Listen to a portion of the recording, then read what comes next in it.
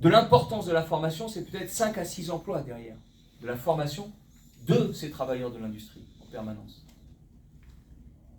Et puis dans les services publics, dans les services à la personne, dans la recherche, dans la conception des objets, tout ça c'est des services fondamentaux dans la compréhension des besoins, dans la culture. Il y a énormément d'emplois à créer. Tout cet ensemble, effectivement, c'est l'enjeu d'une nouvelle production, dans la reconception profonde, écologique de nos productions. Donc c'est tout un enjeu. Et ça m'amène à la chose que nous sommes les seuls à porter, cette question de l'enjeu politique de l'entreprise. Alors pas tout à fait les seuls, parce que Macron et sa bande, pour eux l'entreprise c'est très important, mais ils le cachent. Nous c'est la transformation de l'entreprise, et c'est fondamental. Comment peut-on changer nos modes de production et de consommation sans changer l'entreprise? C'est impossible. Donc c'est la grande chose importante. Et c'est donc une exigence de liberté, de démocratie et d'intervention avec une culture nouvelle. Alors, donc, troisième idée, ces objectifs sociaux sont au cœur de notre programme, ils sont déterminants. Comme je l'ai dit, la première proposition de notre programme, c'est une hausse générale des salaires et des minima sociaux. Le SMIC à 1 500 € net, 1 923 € brut. Les salaires de la fonction publique, plus 30% de point d'indice. Une égalité salariale femmes-hommes dès la première année. Sachant que l'égalité salariale femmes-hommes, c'est à salaire égal, travail égal, mais qu'il va y avoir tout un travail considérable à la fois culturel, dans les mentalités, mais plus profond encore, pour que les femmes occupent des postes de responsabilité équivalents, ou des postes de qualification équivalents à ceux des hommes. Parce que l'essentiel de l'inégalité salariale homme-femme, elle est surtout sur le fait qu'elles n'ont pas les mêmes postes que les hommes. Et donc ça demande un énorme effort de notre société. Donc égalité salariale femmes-hommes, et une hausse des... Alors, parce que si le SMIC augmente, on va smicardiser tout le monde. Les infirmières vont devenir smicardes, etc. Donc nous voulons augmenter le premier niveau de chaque grille de qualification. C'est-à-dire augmenter l'ensemble des salaires. Par le bas de chaque grille de qualification. Donc, salaire. Deuxièmement, stopper les plans de licenciement et de suppression d'emplois en examinant et en engageant des alternatives. Et troisièmement, embaucher dans les services publics. Au total, hôpital, EHPAD, éducation nationale, recherche, justice, police, énergie, ça fait 500 000 emplois dans les services publics dès les 2 premières années. Et probablement, je pense que si les choses s'engagent, ça fera plus. Et vous avez vu que c'est plébiscité comme proposition, ça, par les gens. Et nous avons une logique. Nous avons, je pense, le seul, peut-être avec les néolibéraux, ce sont les 2 seuls programmes cohérents avec les moyens à l'appui de nos propositions. Donc les services publics, 500 000 emplois dans les services publics tels qu'on les connaît, mais aussi développement de la sécurité sociale, qui est un service public. Développement de la sécurité sociale sur la base de la cotisation sociale, comme je l'ai dit, et non pas de la CSG. La cotisation sociale avec un accès du soin à toutes et à tous. Mais dans la protection sociale, il y a aussi la retraite, que nous on veut passer à 60 ans, voire moins pour les métiers pénibles, et ceux qui ont commencé tôt, les carrières courtes. Et troisièmement, on veut, et c'est important, je lui fais une spéciale dédicace si vous voulez, on veut développer et muscler un véritable service public de l'emploi et de la formation, unifié, auquel on confie une mission de sécurisation et d'appui des travailleurs et des travailleuses, en augmentant énormément la formation et ses moyens, bien sûr. Enfin, nous voulons changer les choses dans les entreprises, avec, et ça c'est la proposition numéro 3 et numéro 4, des pouvoirs des salariés dans toutes les entreprises, des pouvoirs de contre-proposition, pas seulement une participation à ce qui se fait, mais que les salariés puissent arriver avec d'autres propositions en disant « mais voilà nos propositions ».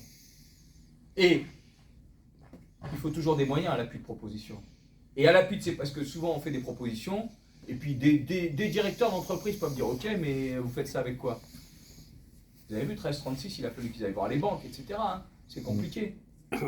Ou bien Gardanne, on leur dit « ah ben non, votre projet, il est trop cher ». Et donc, il faut pouvoir avoir d'autres argent que les actionnaires. Et pas aller sans cesse dans une lutte, c'est normal, mais quand on change les choses, on va faire autre chose. Pas aller sans cesse chercher un repreneur. Un repreneur, c'est chercher un capitaliste gentil. C'est ce qu'on fait dans une lutte quand on est adossé au mur. Mais nous voulons que les travailleurs aient des contre-propositions appuyées par du crédit bancaire, un crédit public, parce que c'est notre argent à nous dans les banques qui en fait sert aux banques à faire du crédit. Donc, des contre-propositions appuyées par des moyens, c'est les propositions 3 et 4 du programme, et dans chaque territoire, jusqu'au niveau national, des conférences permanentes qui seraient créées par la loi sur l'emploi, la formation, la transformation productive. On examine les besoins, des engagements sont pris par les entreprises et les banques, des financements sont mis avec des leviers, on incite ou on pénalise si vous ne le faites pas, et quatrièmement, très important, un suivi démocratique. Est-ce que les engagements ont été suivis ou pas? Tout autre chose que ce qui est fait actuellement. Il faut donner cette ligne, non seulement pour la politique et les propositions, disons le vote politique, mais, vous voyez, quand il y a une bataille dans un lieu, dans un territoire, en fait, on fait une sorte de conférence permanente, transitoire, c'est-à-dire on crée un comité de mobilisation, on dit il faut qu'il y ait le patron, les banques, les préfets, peut-être les services publics, il faudrait de l'argent. Donc voilà, on essaie de systématiser ce qui se fait et de le mettre comme une boussole pour la politique et pour les luttes et pour la transformation de notre société. C'est une transformation en réalité institutionnelle, c'est une nouvelle institution dans notre société parce qu'il faut changer les choses. Nous n'acceptons pas l'état du monde. Alors je fais deux remarques. L'emploi et les services publics, l'expansion que nous voulons de l'emploi et des services publics, c'est au service de la vie, c'est le cœur de notre programme.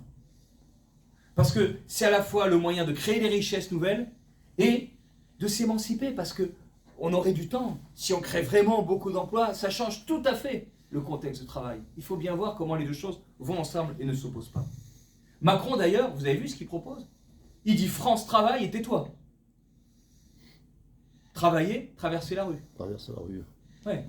Mais là, il a réitéré, hein, il persévère, hein, parce qu'il dit, moi je vais supprimer Pôle emploi, et puis les missions locales et 2-3 autres trucs, et je vais fondre ça dans France Travail. Mais moi, dans France Travail, j'entends France, virgule, travail, point d'exclamation. C'est-à-dire une injonction à travailler, comme si tous les gens étaient des flemmards. Mais il faut dénoncer ça, c'est pas admissible. Du travail, il y en a par-dessus la tête, c'est pas le travail qui manque. Ceux qui ont un emploi, ils en ont par-dessus la tête, ils n'en peuvent plus. Ils fuient même l'emploi. On n'arrive plus à recruter dans l'hôpital. En tout cas, on a plus de mal à recruter à l'hôpital. Et pour les autres, justement, ils voudraient un travail, mais ils n'ont pas d'emploi. Ils voudraient bien travailler, mais ils n'ont pas d'emploi. Et il faut une formation, souvent.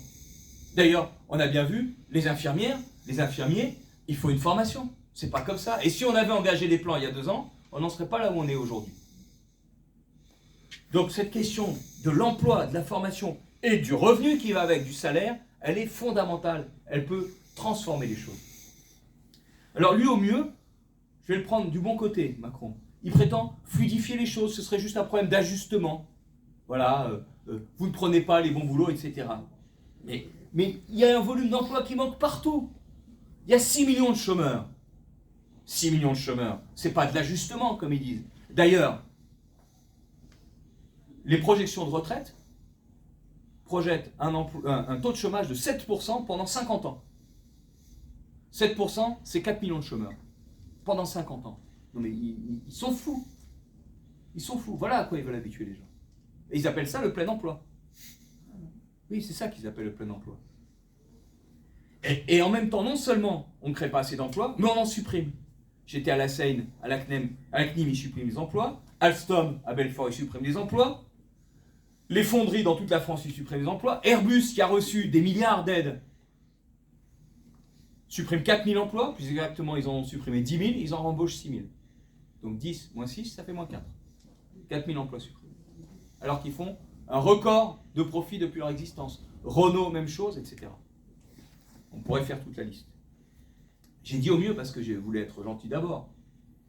Mais au pire, en réalité, on veut forcer les gens au travail. À prendre n'importe quel travail. Travailler plus longtemps d'abord, en allongeant l'âge de la retraite à 65 ans. Et en réalité, ce dont on s'aperçoit, c'est qu'ils vont surtout être au chômage plus longtemps. Ah, c'est ça. Parce que ça coûte moins cher au patron. Bon. Et en plus, quand ils vont arriver à l'âge de la retraite, ils seront déjà encore plus cassés que d'habitude, puisque l'espérance de vie en bonne santé, mesurée par l'INSEE, c'est 62 ans. Eh oui. Donc, ils veulent Macron, conditionner le RSA à une activité, à un travail, au lieu de se dire il faut former les gens, il faut les appuyer, au contraire. Nous prenons vraiment au sérieux le travail, c'est-à-dire on veut donner les moyens au travail de s'effectuer. C'est très différent de dire travailler plus pour gagner plus. Ça, c'est la droite. Et pour les chômeurs, il veut moduler. Alors vous savez, nous on avait avancé l'idée de moduler, mais pour les entreprises. C'est-à-dire taper plus fort en cotisation sociale pour les entreprises qui suppriment des emplois. Eh bien oui, les entreprises, elles payent des cotisations sociales sur la santé, pour les retraites, et pour le chômage aussi. Et celles qui suppriment les emplois, elles ont une base plus faible, elles paieraient moins. Non. Donc on va dire, celles qui suppriment les emplois, on leur monte le taux. Les autres, elles continuent à payer. Et puis, les autres, mais par contre, celles qui suppriment l'emploi, on leur monte le taux. Donc nous, on avait cette modulation. Ils détournent l'idée de modulation parce qu'elle progresse dans les consciences. Il faut voir, il faut avoir confiance, elle progresse. Mais ils détournent parce qu'ils ont les médias. Et ils disent, on veut moduler l'aide aux chômeurs.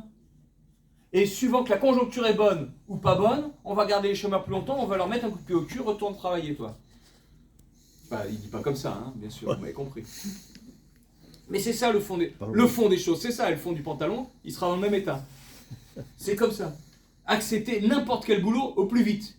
Eh bien, n'importe quel boulot au plus vite, on n'arrive pas à construire l'hôpital de demain. On n'arrive pas à construire la transition écologique de demain, dont il nous rabat les oreilles. Parce que pour nous, le social et l'emploi, c'est pas la conséquence sympa de l'écologie. Il faut faire de l'écologie et être sympa avec les prolos qui puent la sueur. Non. Nous pensons que la créativité des femmes et des hommes, ce qu'ils vont inventer, ce qu'ils vont faire, c'est ça qui va faire les solutions écologiques. Donc que le social, c'est le moteur de l'écologie. Mais on est les seuls à le dire, ça. Enfin, comme force politique. Il y a plein de gens qui le pensent, bien évidemment.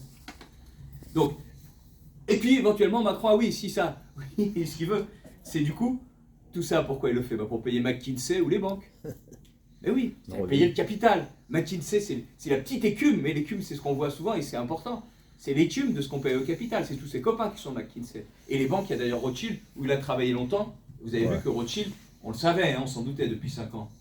Il le paye, mais dans un endroit, un paradis fiscal, pour que ça ne se voit pas. En plus. Parce qu'il prétend qu'il n'a pas beaucoup d'argent. Vous n'avez pas vu ça? Ah non, j'ai pas vu. Ben bien sûr, bien sûr. Il prétend qu'il n'a pas un gros patrimoine. C'est normal, tout est porté. Une partie est portée par Brigitte. Brijoux. Comme dit Henri Salvador, il y a un sketch d'Henri Salvador sur Brijoux et Henri Salvador et Jean-Yann. Mais, en plus, il a quand même été banquier chez Rothschild. Donc il a touché du pognon. Donc il le cache. Enfin, c'est pas possible qu'il ait aussi peu. C'est impossible. Ah ben, bien sûr, il trouve chez ça dans une trustee, un trust, si vous voulez, un montage financier dans des îles, je ne sais plus lesquelles, qu'on est en train de mettre à jour. Bah, il est bien passé, lui. Hein, bon, de toute façon, puisque je vois qu'il y a des informations que j'ai et que vous n'avez pas, pour sa première campagne, le lieu de siège de sa campagne, pendant 1 mois, c'était le domicile de Claude Bébéard, qu'on appelle le parrain du capitalisme français, l'ancien PDG d'AXA. Puis dès que c'est sorti, il a changé de QG de campagne, évidemment. Donc, eux, ils veulent payer McKinsey, les banques et les capitales, bien sûr. BlackRock. Le capital, vous savez, c'est pas seulement tel ou tel patron, Bolloré ou ça. Ça, c'est pour un peu amuser la galerie. Le capital, BlackRock, ils ont 8 000 milliards d'euros. 3 fois le PIB de la France, ils gèrent. 3 fois la richesse créée en France. C'est quoi ça? 8 000 milliards d'euros. BlackRock, c'est un fonds d'investissement américain qui investit partout en disant, il ne regarde pas ce que c'est. Il regarde, enfin s'il regarde, mais pas le réel de ce qu'il y a derrière. Est-ce que ça rapporte 8% ou 2%? I want my money back. Je veux que l'argent me revienne. 10% c'est bon. 5% c'est pas bon. Ah merde, c'était les trains, je m'en fous. Ah, le pétrole, 12%, super. C'est comme ça que ça résonne. Et il faut des calculs compliqués, avec des gens savants et tout. Donc des compétences dont on pourra avoir besoin pour autre chose, évidemment. Mais ils font ça. BlackRock, c'est énorme. 8 000 milliards. Tu vois la puissance de frappe? Si nous on avait un fonds de pension à 200 milliards, déjà, on pourrait transformer les montagnes. Renverser les montagnes, je sais plus comment on dit. Déplacer les montagnes. Donc, pardon, vous m'entendez mieux si je suis pas trop près du micro. Ça va comme ça? Oui, ça va. Bon, de toute façon, j'ai un peu de voix. Donc, nous, au contraire, on veut appuyer les gens, les sécuriser et surtout créer des emplois. créer des emplois, aussi bien, j'insiste, dans les services publics que dans les entreprises. Toujours les deux. Toujours les deux. Macron, lui, j'insiste, il oppose le travail et l'emploi. Nous, on disait, il faut créer des emplois, on ne dit pas seulement du travail. Pourquoi? Parce que l'emploi, ce n'est pas que du travail. L'emploi, c'est un statut. L'emploi, c'est une situation dans un collectif pour coopérer à une activité de production de services ou de production matérielle. Donc pour un but commun. C'est ça l'emploi. C'est toute une organisation. L'emploi, c'est des protections. L'emploi, c'est un salaire. C'est-à-dire tout un ensemble de dispositions qui permet de donner au travail humain sa pleine capacité créatrice. Et c'est ça. Et aujourd'hui, les machines peuvent démultiplier cette capacité créatrice de travail humain, donc appuyer les êtres humains, mais on utilise les machines pour virer les êtres humains, les remplacer, et ça ne marche pas leur affaire. C'est-à-dire, ça marche à peine, c'est comme si on freinait, qu'on avait accéléré en même temps. Ça nous met dans le marasme. Et ça plonge, au moins pour les pays capitalistes, ça nous met dans le marasme, et ça plonge la planète dans une crise effroyable. Macron, lui, il compte sur l'obligation des chômeurs, sur le marché, et puis il cache le patron, le capital. Il pense que la richesse va se créer toute seule. On met du capital, ça fait de l'argent. Bah oui, il travaille tout seul, l'argent. Nous, on parle plutôt de l'argent qui dort. C'est pas la même chose. Donc Macron veut obliger à prendre n'importe quel travail et à travailler plus pour autant, voire pour moins. Macron, il est pour les patrons. Alors vous me direz, il faudra ajouter des choses, Fred. La pleine efficacité du travail humain, c'est aussi le sens du travail, l'élaboration des projets. Je dirais oui, et je dis oui. C'est-à-dire qu'il faut aussi des droits et des pouvoirs d'intervention, de construction, de conception de ce qu'on va faire. Comme j'ai parlé des conférences permanentes. C'est-à-dire, le cœur de notre programme, c'est développer des emplois, non pas pour travailler toute la vie, pour se libérer, pour faire d'autres productions et pour avoir plus de temps. Mais pour ça, il faut embaucher, donc il va falloir de l'argent pour embaucher. Il faut que les gens décident de ce qu'ils font. Donc il faut donner un sens, des droits et des pouvoirs. Et il faut une formation. Donc des avances pour former. Ça c'est important. C'est décisif. Partout, partout. Regardez les soudeurs. Je vais vous prendre l'exemple des soudeurs. Dans le nucléaire, par exemple, vous connaissez cette histoire de l'EPR. Ça fait 10 ans qu'on nous dit que l'EPR va être fini. Au départ, il devait coûter 3 milliards. Il va coûter 13 milliards, 10 de plus. Pour l'instant. Hein. L'essentiel, je résume. L'essentiel des problèmes. 1. Des fissures dans le béton. 2. La cuve qui est mal faite. Qu'est-ce que c'est derrière? En réalité, c'est des économies bout de chandelle sur le travail et la formation. Les fissures dans le béton, c'est les sous-traitances en cascade. L'organisation pour faire baisser à fond le coût du travail. Et les cuves, je vais vite, c'est le problème de soudeur, soudure, vérification, peu de formation de soudeur. C'est énorme. Et ils font des économies bout de chandelle pour que ça coûte beaucoup plus. Alors il y a une logique. Ce coût, c'est 10 milliards de plus, ils vont à Bouygues qui fait du béton. Donc ça rapporte à certains quand même. Il ne faut pas oublier. Si c'est complètement absurde, il faut voir que dans leur folie, il y a une logique. Sinon, on ne nous croirait pas. Mais ça, c'est une chose que vous pouvez dire aux gens.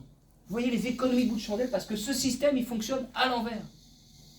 Et, ça, je peux vous le dire, mais je vous le dis là pour que vous compreniez bien la logique.